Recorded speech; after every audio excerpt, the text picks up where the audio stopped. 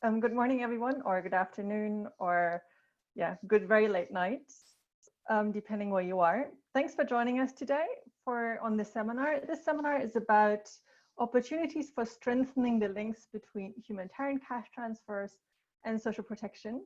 And the main aim for us today is just to speak to practitioners and to learn from them about their experience and what their key lessons are in how the response to COVID-19 has helped them strengthen either their own humanitarian systems or also national social protection systems.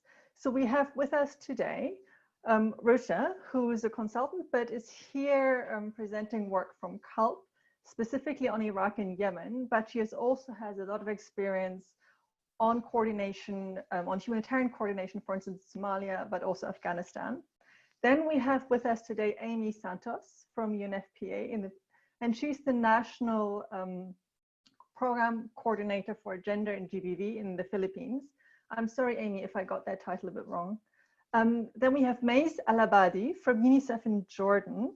She's working in she's the Social Protection Officer for UNICEF, and she's managing the humanitarian cash transfer in Jordan.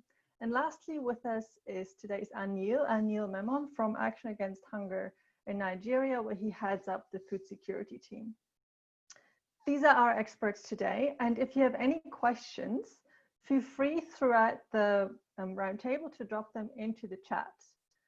I think hopefully in the chat window or somewhere there should be a Q&A function where you can put them in. As your questions come in, I will sort of allocate them to the different speakers. Also feel free to share your experiences, etc. Just a little bit by way of background. So this question of linking social protection and humanitarian programming is not a new one. And there's been quite a few seminars also on socialprotection.org. One of them you see on this screen that's been done before by the Grand Bargain Cash subgroup, which is also organizing this roundtable. So have a look at that one. There's also a clinic later on, Clinic 4B, which is in 2 hours time, which also gives you a little bit more background. So if you're looking for more conceptual or theoretical background, look at those. This seminar or this roundtable is really about practical experiences. So I will stop sharing my screen and sort of start handing over to participants, if I can figure it out. Apologies. Stop sharing. There we go. Apologies for that. So I'll hand over to participants. So this roundtable, we'll group our lessons into 4 main groups.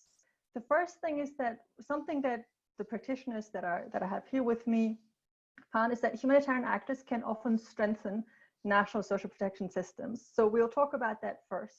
Then we'll talk about how caseloads of humanitarian and social protection programs can be linked or coordinated.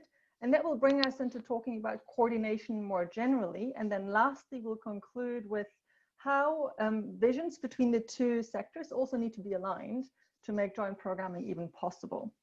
So this is our overall outline. So let's start with talking about how humanitarian actors can invest in government systems and also strengthening them. Rucha, do you want to kick us off? Hi, everybody. It's nice to meet you. As Karen mentioned, I have been a consultant for CULP working on supporting the alignment of humanitarian and social protection systems in Iraq and Yemen. Iraq and Yemen provide some very interesting lessons for flexibility and for engagement between humanitarian and social protection systems. In both contexts, you see a kind of a really complicated interaction between the 2 systems. And it starts with humanitarian systems building off of social protection systems.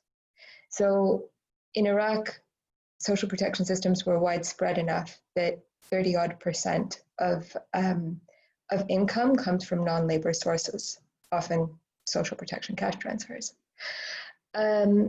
The degree of these transfers has resulted in some really strong infrastructure. So in Yemen, for instance, microfinancing banks have really strong outreach, including to remote areas of the country, and including to areas that are really hard to access. In a lot of ways, humanitarians have built on this system in order to build large and effective cash transfers. There's also been a give back, and humanitarians have returned something to the system in different contexts. So in the Kurdish region of Iraq and KRI, part of their social protection system is built on some of the norms developed by the Cash Consortium of Iraq. So the short point that I want to make is that there's a really complicated interplay between humanitarian and social protection systems, especially when social protection systems are long-standing. And it's important both to be aware of the fact and to support both systems in contributing to each other positively.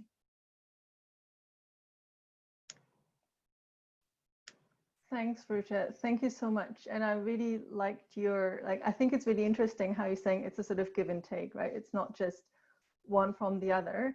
And I think, Mais, you have really interesting similar experiences, don't you, about how sort of historical investments in a system help in times of crisis, specifically, for instance, COVID. Do you want to maybe tell us more about that? Definitely. Just to elaborate more on the context here, that we have the National Aid Fund that is providing support for Jordanians, where we have 15.7 of Jordanians below the poverty line. In addition, we have the Syrian refugees. We have over 650,000 registered Syrian refugees in Jordan. And we have the national system that is providing and serving only Jordanians. While we were working with the humanitarian side to serve the refugees and the humanitarian aspect, we have built a humanitarian cash transfer program called Hajati, My Needs, that is an education-based cash transfer program that is providing support to children regardless of nationality or registration status. While working in this system, we were also at the same time working with the national system. We started our relationship back in early 2017, being the first agency to start working with the National Aid Fund. We have built a protocol agreement where we share knowledge, we share experiences, as well as technical discussions and support. This has led us to be able to support the National Aid Fund in very important expansions. The system before the pandemic started expanding the program and to enroll more beneficiaries. This is where UNICEF supported NAF, the National Aid Fund, in building its systems. Going back to the humanitarian part, where we have built in UNICEF the management information system in the, to serve the Hajati program, in addition of utilizing and deploying a platform called Rapid Pro, which is a two-way SMS platform to communicate with beneficiary. Doing this, testing this and trying this, then we have transferred these systems to the National Aid Fund. We have built in coordination with NAF, the MIS for NAF that has been used to manage the cash transfers for the expansions at the beginning, as well as we have deployed the Rapid Pro system that has been used heavily by the national system. We have also UNICEF being part and the co-chair of the CCF, the Common Cash Facility, which is basically a gathering of all humanitarian agencies who are working on cash transfers.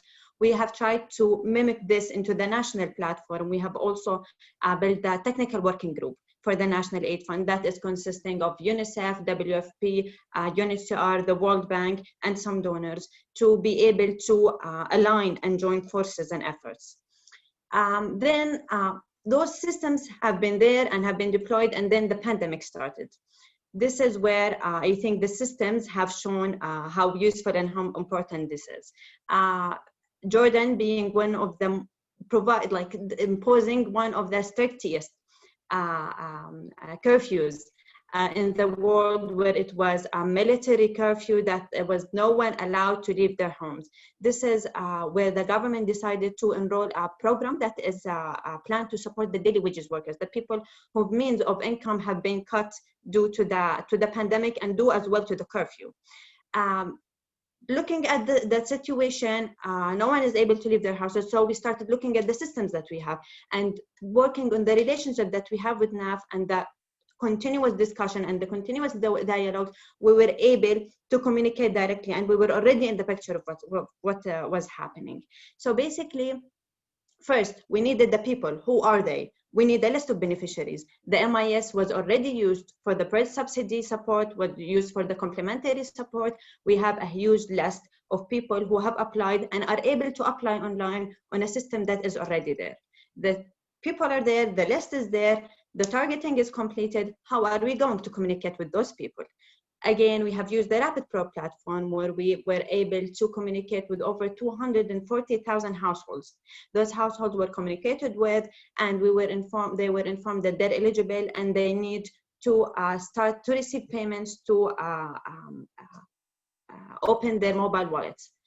Going back a little bit on where we started opening the dialogue between the National Aid Fund and the financial service providers, the linkages were already there, the communication was already there, and even the dialogue with the Central Bank of Jordan to ease some of the regulations has already happened. And this is where, just in a nutshell, on the pandemic, how systems that were already provided to NAF has been very utilized and used while being tried and tested at the humanitarian level.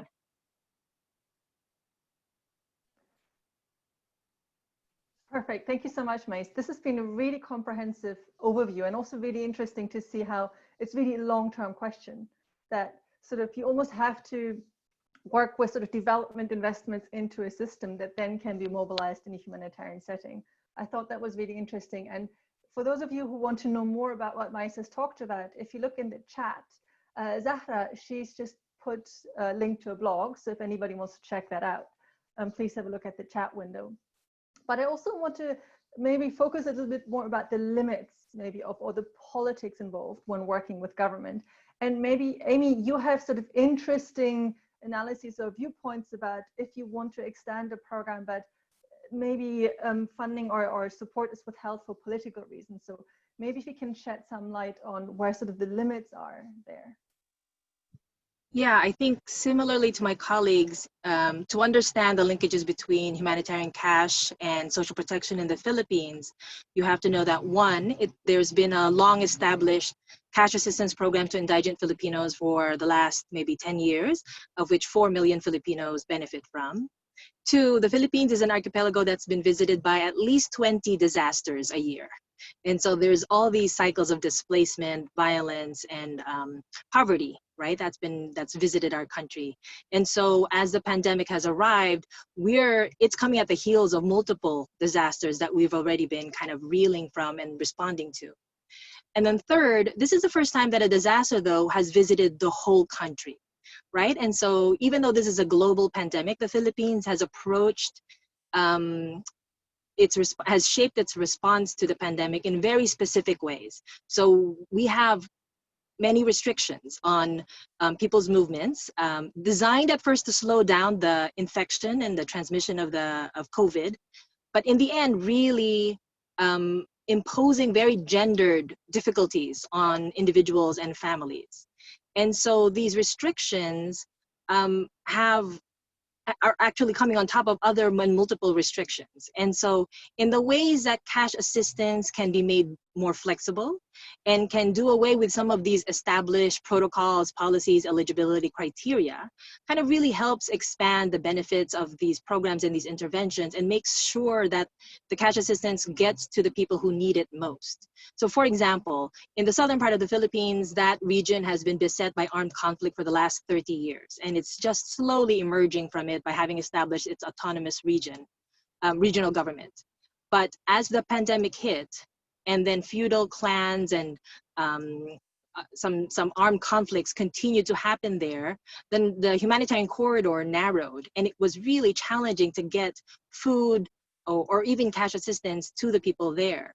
And if you follow established protocols and policies, you would require the women and the affected folks to conduct functions such as women-friendly space facilitation, GBV monitoring. Like, these are some of the traditional and conventional ways that we conduct these programs. But knowing again that there's multiple disasters visiting these communities, we had to really redesign some of our interventions and make sure that we were paying attention to the realities as dynamic and as fluid as they were on the ground. And so we allowed women to receive this. We relaxed the restrictions, we relaxed the eligibility, we relaxed the ways that they could avail of the cash assistance that we were providing for.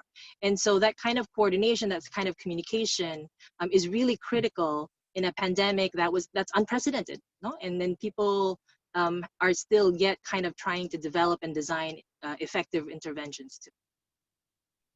Really over to you, Karen.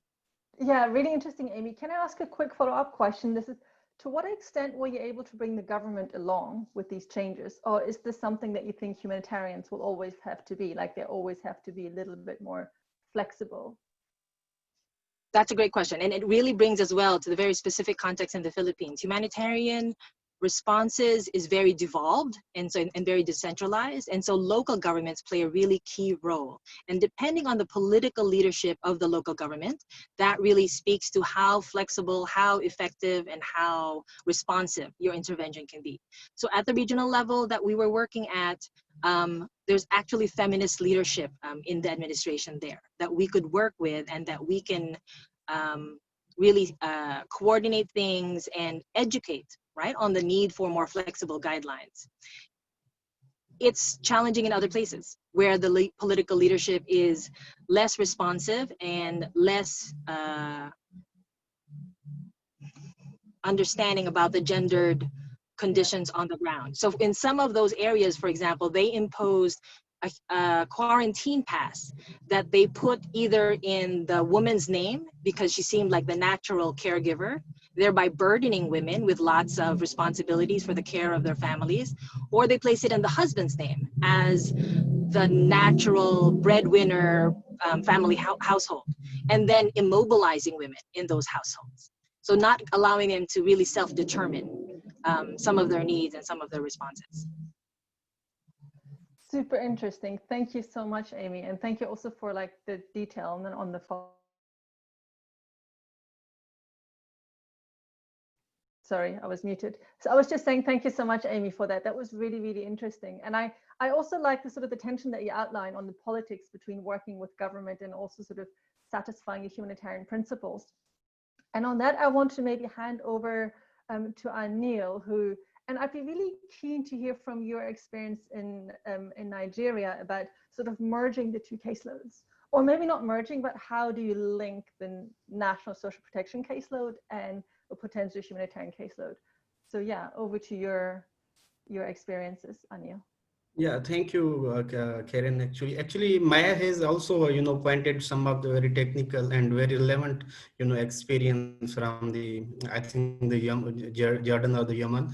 But, in the Nigeria, actually, we did a lot of advocacy with the government, and the context, we talk about is the conflict context and the mobility and the access to the IDP, because the context is very different. You will work with the return communities, you will work with the host communities, and also with the IDPs. So government, what we are trying actually to leverage our efforts, to supplement our own programming, our own efforts, which we have done already in terms of the registration of the beneficiary based on the vulnerability criteria, and then we are trying to shift it to the social, social transfer. So that is creating, an opportunity for government and the humanitarian organization to work very closely with a single registry, system where, beneficiaries, regardless of the IDPs, regardless of, the host communities and also the returnees, they have access to the social register with the government. And the most important point, I would like to highlight here that there are different areas in this conflict context where government has a very limited access, but the humanitarian agencies are there, they are present there. And there's a big, humanitarian network in Northeast Nigeria where, you rarely find some government people, but you will find the humanitarian actors, and they have the same, vulnerability criteria for the people who are coming into social protection system. So this is an opportunity for us to link same beneficiary, and it, decreases the, the efforts from the government as well, because government has to run its own process to register those beneficiaries in this crisis. And I think, it was a really opportunity for humanitarian organization and also for the government to work with closely on this system. So currently, actually, we are working on different, on two levels. One level is that, we are working on advocacy and we have facilitated different workshops here in Nigeria to have a very good understanding on the social protection. And the challenge we have, the states where we are working, there is no any social protection policy. So we are trying to strengthen, the government system and making the social protection policy at state level. and this humanitarian conflict context. And secondly, what we are doing, we are trying to work, we are now currently working on a single MOU, and we are currently working on a data protection policies as well, so that we can easily, shift our own caseload. And also our partners will definitely, because this is a pilot as well, and it will create a leverage, to supplement the government efforts for social justice system. Over to you, Karen. Great, thank you so much, Anil. This is really interesting sort of the attempts to link the two caseloads by just aligning core program design features, like sort of how you register people or what kind of data you need for that registration. I wanted to continue on how that might exclude people with Amy, but Amy, before I come over to you, there's been a question from the audience, and let me just read it out to you, and then we've already have an audience member replying to it, Zahra. So maybe let me read the question, and then Zahra, if you want to unmute yourself, because I really like your answer, just to give a quick break. So the question from Sophie Tolstrup is, we're struggling to make the case to drown a humanitarian country teams to prioritize closer linkages to all other priorities. And it shouldn't be just a humanitarian problem. What are the levers, forums, arguments to engage partners on the development side? So basically saying humanitarians are already so busy, can we put anything on top on their plate? And it should also be other people. Before I open to the floor, Zahra, do you want to come in? And then I'll open the floor to, because I see Amy and Mais also nodding, so maybe they want to come in. Oh, Zahra doesn't have an unmute button. Anyway, but Zahra is chairing the roundtable in a couple of hours, so tune in there, because I'm sure we'll come back to that question. I don't know how to unmute you, Zahra. I think it's the Zoom settings. But Mais, I saw you nodding vigorously. Do you want to come in there on that sort of burden on humanitarians, and who should do that first step? I think I don't look at it as a burden, as it is an added value, honestly, because if you are in the humanitarian setting and you've already been doing all these things and you're already making all this progress, it is very important and valuable to make sure that this is transmitted and transformed into something usable for the government. So I don't think we look at it as a burden. It should be an added value. In addition, that eventually we're looking at moving all the humanitarian caseload and all the humanitarian developments that are happening here to be moved to the national social protection system. So eventually what is happening in the humanitarian should be moved ultimately to the national system. Thanks. I don't see any other hands up. Does anybody else want to comment on this? Otherwise, oh yeah, Rucha, you go for it. I think one of the key things is also to get the alignment early. I realize that's hard, especially when humanitarian actors are overwhelmed, like for instance, they're overwhelmed in Yemen. But I think kind of an early common goal makes a difference. You can see this in Iraq, where there was an early common goal like 3 or 4 years ago. So the system, all the key components to bring the systems together, they exist. They're not necessarily taken advantage of because coordination hasn't continued, but the building blocks are there. So I think part of it is doing it early. I think the push comes partially from donors and partially, honestly, from us as implementers as well. And yeah, I very much agree with what both Mais and Zahra said. There is no choice. We have to leave at some point. Like, we need to prepare for it.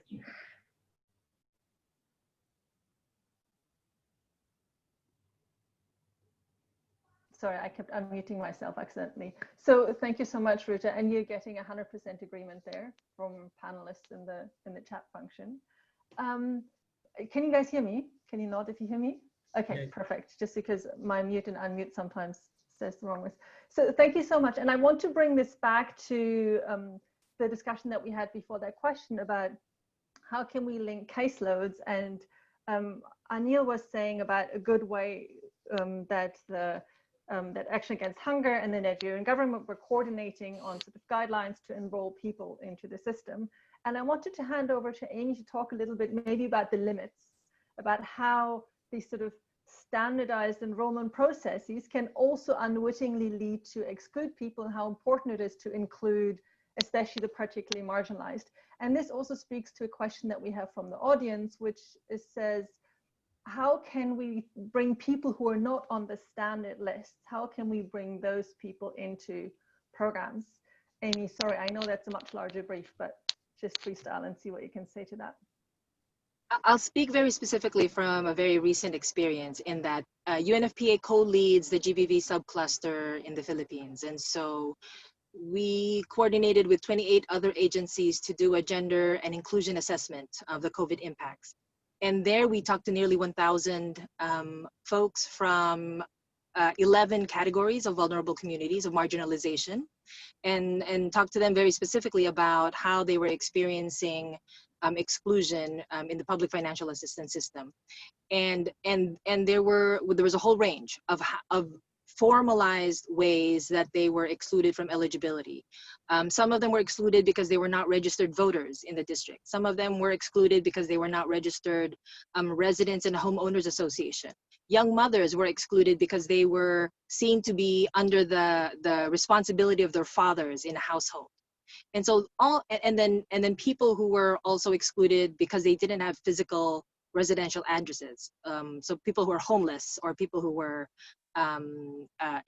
migrants. And so we were able to catalog kind of all the different ways that people were being excluded in formalized ways. And then also the thresholds, right, that we set in terms of poverty and income for counting people is, of course, a crucial way of inclusion or exclusion. And so I think poverty threshold in the Philippines was set at 12 million, but there's really 15 million people who are actually under poverty thresholds. And so there's 3 million there that you're undercounting. And so it's, I think, very important very early on in the pandemic or in any disaster to start talking to the people who are historically marginalized and understand the formalized mechanisms in which they're being excluded. And then to advocate for them in the different halls of power, whether it's through other humanitarians or decision makers. And you have to go up the chain in terms of getting some people who are decision making, who are allocating budgets and resources to understand where the holes in the safety nets are, and then to remedy that. And so there's a key question here also about leadership. And as we found out, because a lot of the decision-making tables don't have women in power, like that's just another key, crucial formalized ways that the gendered impacts of differential access are ignored or invisibilized. Thank you so much, Amy. And yeah, I mean, that's the sort of really good steer is the best way to get marginalized people into these programs is to getting them a seat at the table at the decision-making process. I just wanted to open this question up to the floor to other speakers. If they want to talk about how can we include, sort of, because humanitarians, they often focus on particularly marginalized, particularly excluded people, and how can we include them? And then there's a couple of other questions, but Ruta, you have your hand up first. Go for it, and then I'll go to the other questions. Yeah, sorry about that. I actually meant to lower my hand, but I also have something to say. So I think Yemen provides a particularly interesting case study for inclusion of vulnerable groups. Basically, I think overall for social protection, it's often the case that they're looking to provide a base, so to cover everybody under the poverty line. In Yemen, because need is so massive, like 80% of people are under the poverty line, 80% of people are in need of humanitarian assistance. It's really hard to have, like, to cover everybody for any system. So usually it's the case that so humanitarian actors need to find out how to transfer to social protection mechanisms, need to find a link. But in Yemen, it may be the case because of limited resources that you need to think about the reverse. A social protection system that maybe concentrates a bit on the most vulnerable and a bit on ensuring equity for people who are marginalized. I think it's an interesting kind of switch of a context. Now I'm going to lower my hand, honestly.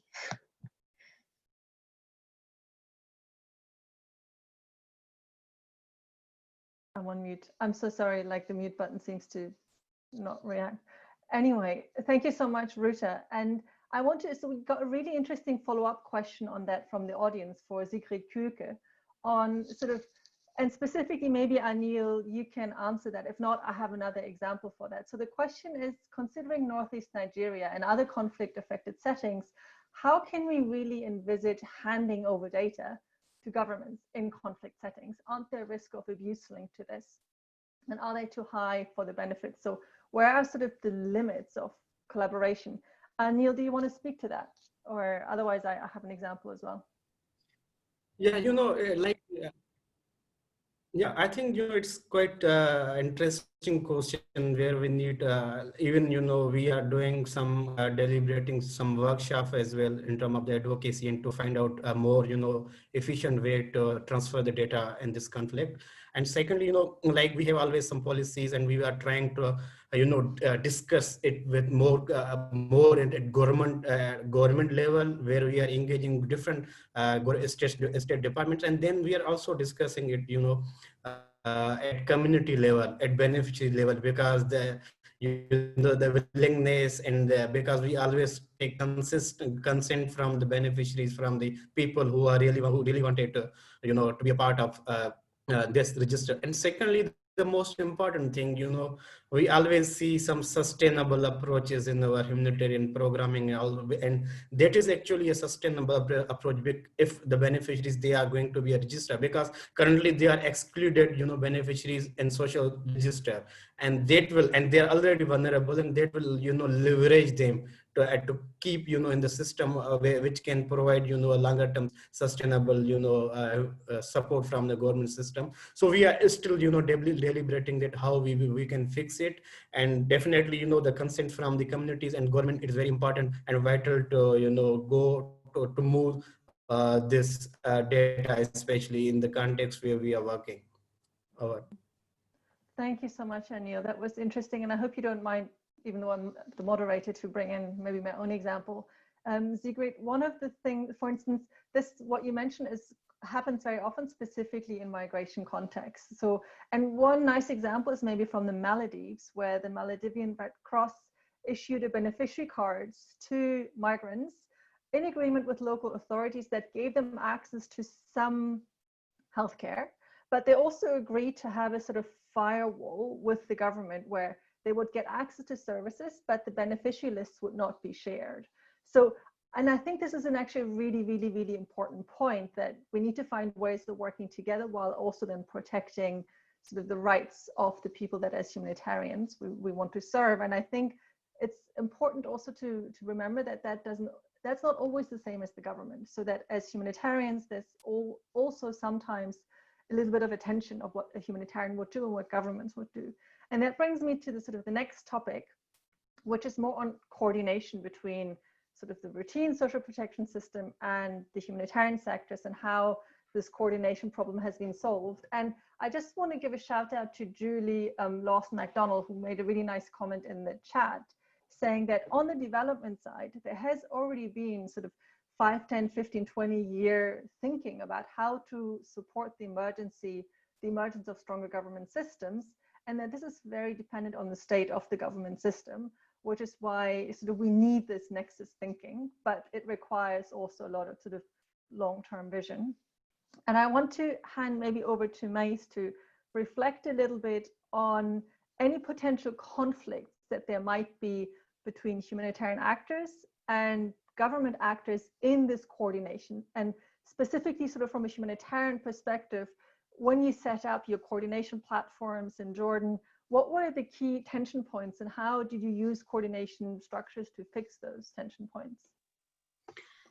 Yes, I think, again, due to the context in Jordan, that the humanitarian is mostly catering for the Syrian refugees, where the national system is strictly providing to Jordanians, it is that linkages and to make sure that we're aligning properly in terms of targeting, in terms of eligibility criteria, and in terms of assistance as well. We are trying to go with the approach of do no harm. We're trying to make even our programs that are targeting toward mostly Syrians are including more Jordanians and other nationalities. At the same time, at the national system, there are still some main issues that we need to tackle in terms mostly in targeting what the government is seeing as an obstacle for a person to get included is something that is not necessarily, as humanitarians say, that it is an obstacle and it is an exclusion criteria. Adding to that, I think also one of the biggest issues that we're going to face in the near future, and we have been discussing for years now, is how to move the humanitarian caseload into the national system, since the national system does not originally cater for this caseload. And this, I think, needs a lot of, first, the political will that will reinforce and make sure that this is going to happen. And secondly is the collective pressure from the humanitarian actors as well as the donors to make sure that those are included, because the government, as we see now, is not very keen on adding those caseload. But I think when we collectively, considering all of the support, all of the discussion, and all of the recent donor interest in NAF, I think this is a door that can be opened very soon, hopefully.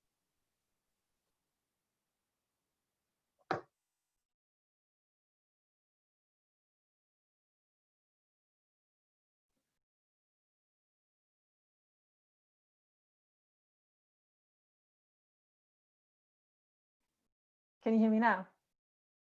Okay, great. Sorry, I was just about to say, this is really interesting, sort of from my experience in Jordan, which is now old, sort of a few years ago, it was a definite no-no from the side of the government to even consider including refugees on their systems. So if you say that there's progress, that actually means, 1, 2, 3, 4 years of continuous, sort of, I don't know, effort seems to bear some fruit, no? I also, in terms of coordination, I also wanted to hand over to Ruta in her experience in Yemen and Iraq, and maybe also reflect not just on coordination, but also how it can be sustained and the importance of leadership in that coordination. Yeah, actually, that was exactly what followed on from Mesa's point, I think. I think Yemen and Iraq are in slightly different positions to Jordan, but they share similar elements. I think in all three contexts, a massive effort is made to ensure that humanitarian and social protection systems come together. In Iraq, that started happening, I think, in 2016 or 2017. In Jordan, clearly at around about the same time period. And in Yemen, that's kind of starting now with the aid of donors and humanitarians. Iraq is kind of an example of where the push had a concrete effect. So because of the push from donors, because of the push from humanitarians, and to a degree, different actors in the government, coordination mechanisms were built and something was really kind of made. The problem was that over time, it was maybe not unmade, but it went in different directions. So people stopped talking to each other. The coordination that had been really strong before kind of worked differently in different places. KRI went on a different route than the government of Iraq, etc. So I think the point is that an effort is needed not just to build the systems, but also to keep the systems in place. And it's something that I think is relevant for all of the contexts that we're talking about. And it's something we need to keep in mind as humanitarians, because we can be short-term about these kinds of things. And just a quick follow-up question. So why do you think this, if you build a really good coordination structure, why do you think it sort of fizzles out?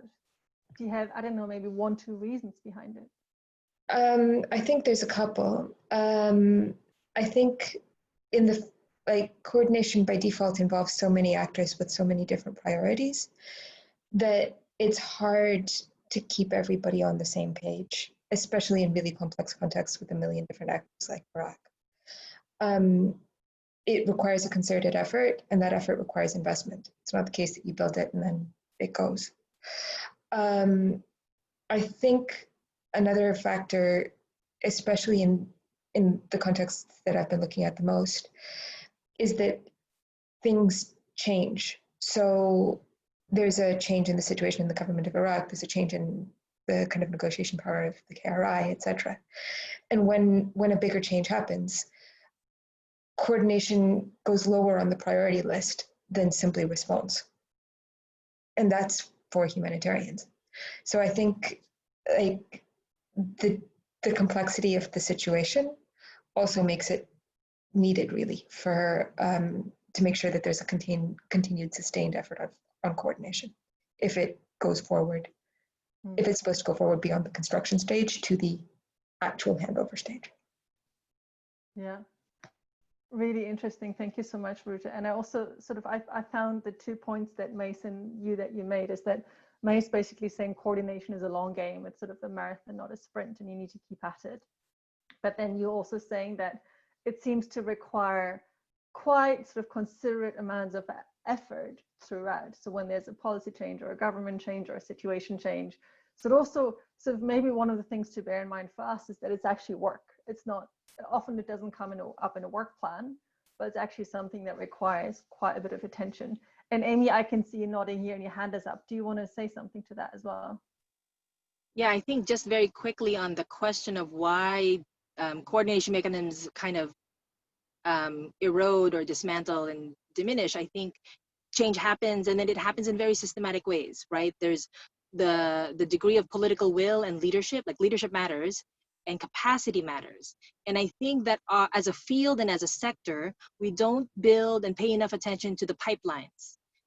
Because we can anticipate change. We can anticipate cycles in our organizations and in our agencies, and we don't prepare for them. We don't prepare for these ebb and flows of capacity and build leadership and ensure that as one leader leaves, another leader comes in.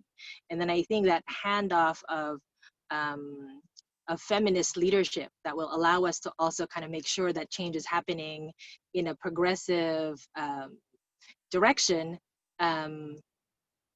it isn't resourced. And so we sometimes, it seems to take us by surprise, but we really could have seen it and anticipated for it. Thank you, Karen.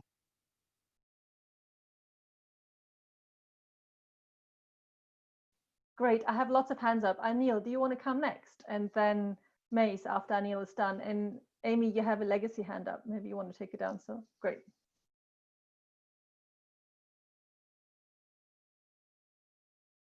You're muted now, Anil. Yeah, I'm sorry. Actually, I just, have a very quick point to add, on Amy's point about, there should be some system who can follow up and take a lead in at administrative level, at government level. So, and that's why, we have established a technical working group who will work closely with the government and who will also do some follow-ups and who will also engage government, different budget ministry and others, so that, the system can be improved and there should be some structure for this social protection system in the country. Over. Thank you so much, Anil. Mace, do you want to follow on that? And maybe also something to add on what Anil said, it's in order to build coordination and to have the needed bodies that are going to follow up, I think it's also important to build some, let's say, some binding papers, maybe to build some agreements. It doesn't have to include money, but it sits as a way or a protocol that makes sure that those agencies and those government parties are going and willing to be working together because we have agreed on that earlier, in addition to add something that has a mutual benefit for each party. That would think at one point will guarantee that both parties and all parties will make sure that they always talk together, because a joint benefit will be out of it. Yeah, they're both really interesting points, Anil and Mace, about sort of the time element and also sort of making sure to identify where is the overlap. Because, I mean, national social protection systems and humanitarian assistance programs often have the same goals, right? Sort of help the most marginalized and vulnerable. So finding the overlap in that. There's a really interesting question from the audience, or I don't know if Zahra is quoting Christy or if it's a reply to Christy, but one of the questions is the humanitarian community really set up to do all this political navigation? Because the traditional idea of a humanitarian is this apolitical person who sort of, parachutes in, fixes everything, and then everything's perfect and they leave. But in practice, there's a lot more political navigation going on. And the question is the humanitarian community set up for this? And is there agreement within our community that that's what we should be doing?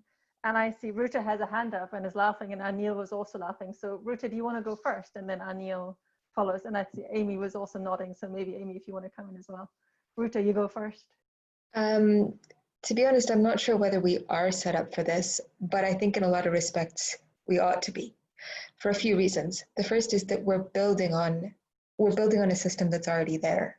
Like, we're taking from social protection systems when we implement cash programs. The second thing is basically that, like, not only are we building on existing social protection systems, but we need to navigate for access anyway. It's a part of work of the normal, it's a part of normal work, day-to-day life. And the third thing is, like, there are long existing patronage systems that if we disrupt, we could potentially do harm through. So, well, actually, we can also do good by disrupting the patronage systems, but the point is that we're engaging with them and we have the possibility of doing harm through them. So the thing is that, are we set up to do it? No, most of us don't have the structure. We don't have the ability to understand kind of conflict. We don't have the ability to understand fully what we're doing. But that's part of the reason why humanitarian and social protection systems working together is so important. It's because we can learn part of that and become better at what we do as a result. Yeah, so just to add on Ruta's part, I think she has provided a very comprehensive response. And for us, for me, I understand that we always, complement each other. And when we are working with the government, yes, and we being a humanitarian, there are always some capacities and resources and access issues. So this is a way, it could be a, very coordinated, system for the countries, and we will leverage each other actually from our different capacities, from humanitarian capacities and also from the government capacities, and it will, build a system which will run longer, for the sustainability for the country. So I think we will have to leverage this.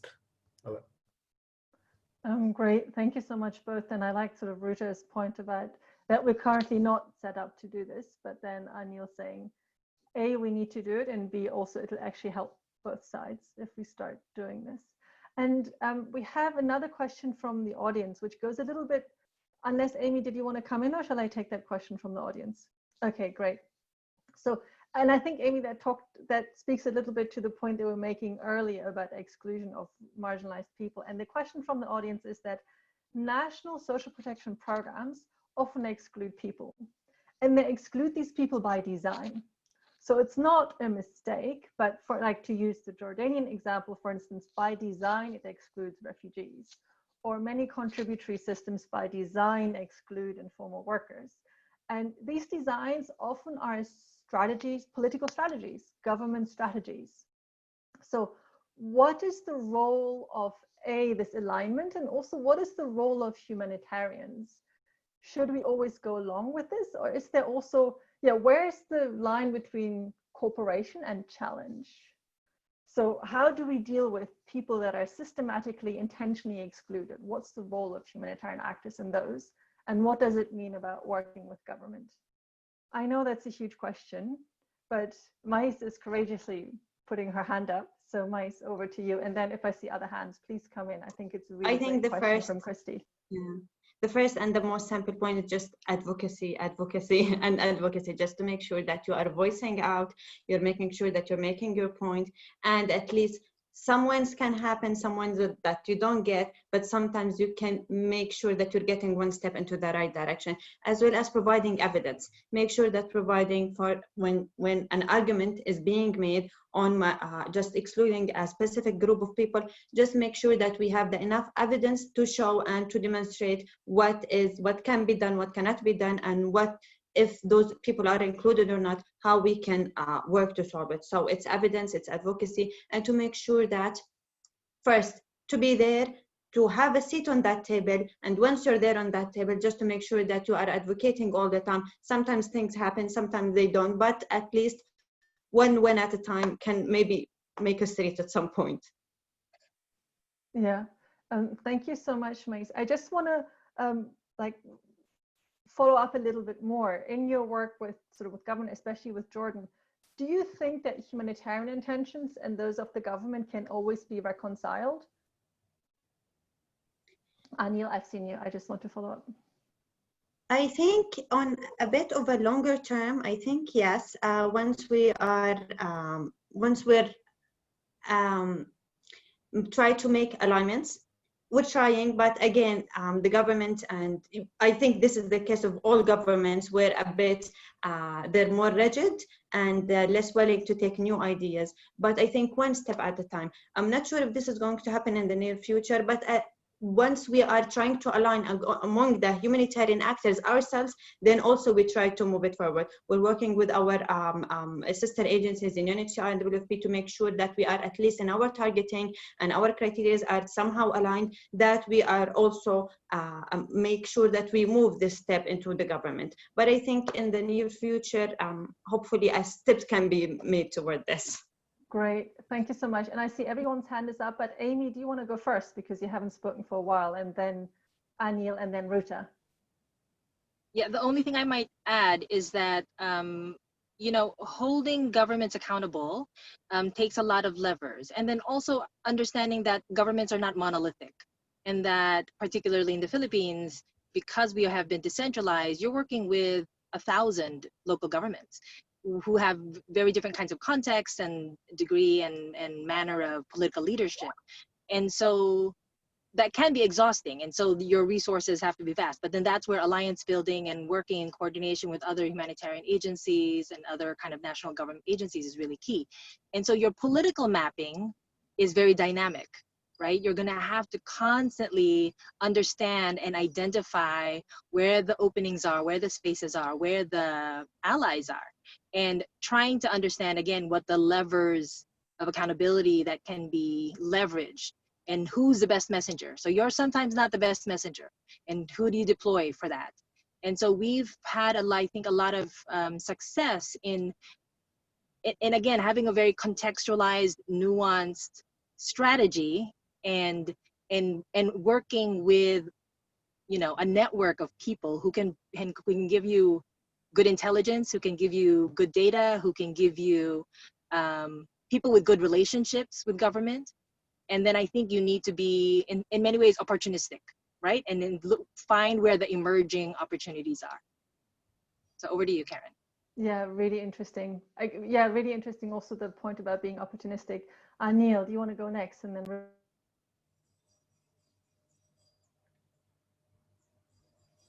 Anil, no? Or can you not hear me? You can hear me. You can hear me. Okay, Anil, we can't hear you. In that case, Ruta, do you want to take that, your comment? You're muted. Sure. I very much agree with what Amy was saying about, well, what Amy and Mace were both saying about the fact that it's a complex political game. You play for a long time, you engage for a long time. You need to do it with knowledge of the context. This is outside the work I did for CALP, but there's been certain contexts where different governments, they've wanted to address populations that were not within their remit. So they've wanted specifically to address refugees or people or migrants, but they didn't necessarily, because they realized that it was a big population that was underserved and that needed support, either for reasons of social cohesion or for urban stability or whatever. And in those contexts, it was possible for humanitarians to build a link with the government and to build a stronger relationship by addressing a need that the government realized was there, but also didn't know what to do with. So we added a value basically by doing what we did, even though we did it differently. And it was specifically because we were outside the government sphere that we gave something different or better, and that the government appreciated and helped us to have a longer term conversation about. Is it always possible to do this? No, I mean, like migrants in particular are scapegoats in so many different situations. But the point is that it's possible to have a give and take and to find something that the government does like, where humanitarians can add value as well.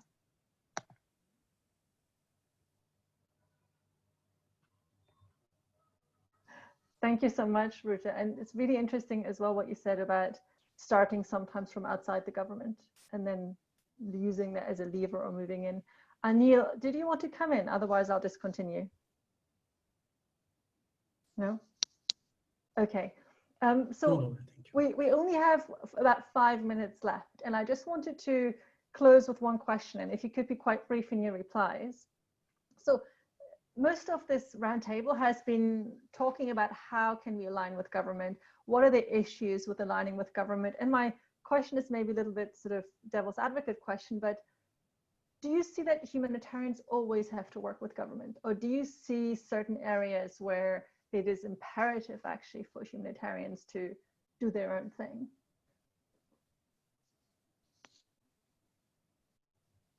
Silence. Maybe that was, or Mais, did you want to? Otherwise I can. So one of the reasons I'm asking is, Ruta, is because you just started this point about some people are excluded on purpose, as in migrants, for example. And is there, or, and Amy, I think you said it, or Mais said advocacy, advocacy, advocacy. And advocacy by definition comes from outside the government. You know, so you can only advocate for the government when you're outside, or can you? And this is just the question about where's the future of humanitarians? Will we 10 years down the line always work with government, or will there also be parallel appeals? And now I have blabbed enough that I have hands from Ruta and Neil, and then let's see how far we get, and then we might even have to wrap up. Maybe Neil, do you want to start? Neil, go for it. Sorry, should I go first? Yes, I just add, you know, I will just add one point, you know, what we discussed previously about the, you know, some excluding by the government system, and then Maya, you know, Maya says advocacy. I have the best example, you know, from the Pakistan, not the current example. It was in 2015, then when there was a drought response in one of the districts. So, you know, there was one social protection running program named by the BISP, and it has really, you know, contributed. Like there were different humanitarian organizations who were working in drought response. They actually, you know, provided the list of the beneficiaries who were excluded from this social registry system. And then they also involved, you know, we also involved actually to the district level government, and finally, you know, they have been kept on that system. And if we see, you know, the current example from the SOS program in Pakistan, there is a lot of, you know, inclusion of the people that currently the government has provided to this response in response to the COVID. So I think these are the best examples how we humanitarian organizations are supplementing in terms of the inclusion of the people in the single registry system. And then, yeah, I mean, I think what you said makes a lot of sense, Anil. I think the point I'm making is kind of hard to link directly, but I think in general it's in the same sphere. There's lots of ways for humanitarian and social protection systems to work together, and I think maybe that's a bit under-recognized. In the discussions I had in Yemen, everybody thought that for the systems to work together, they needed to have the same criteria and the same databases and the same everything. It's impossible in Yemen in that particular context. Working together can consist of small steps and figuring out where common interest is. It's not always possible. Sometimes it's dangerous. I fully agree with what Sigrid was saying earlier. But I think kind of cooperation needs to be contextualized. Great, thank you so much, Ruta. We have exactly 1 minute left. So Amy, over to you. And if anybody needs to drop off, thank you so much for joining us. But Amy, you go next.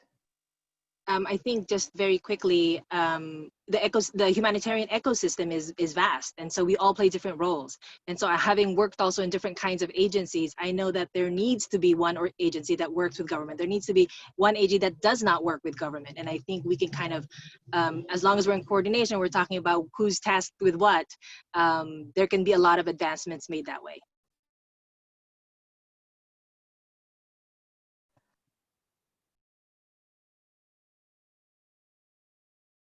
Unmute.